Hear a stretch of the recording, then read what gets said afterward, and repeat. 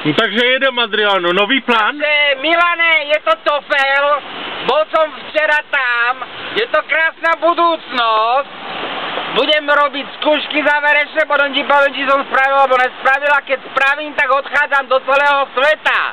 Budem zostávať od 500 až do 2000 dolárov, pekne peňažky, zadarmo ubytovanie a kundičky k tomu. Takže vlastně, co si víc přát? A ženu tady necháš zatím? Ženu tu nejám, tam mi nebude škodiť v mojich partiách. A kam to odvezeš? Do Itálie? Itália alebo Španielsko a len tie dve country si vyberám. Itália a Španielsko. To sú horúce plovďoparky. Kolik stojí kurz? Kurs ma stál $850. No takže to bereš opravdu vážně, to nejsou jenom nějaký klepety, že by si tady vymýšlel.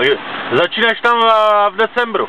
15. decembra, Milan. Takže... A 19. decembra mám skúšky, záverečné testy, tak ti potom hneď urobíme snímeček, reklamu s Tofelom, alebo bez Tofela budem. A bez Tofela taky můžeš učit?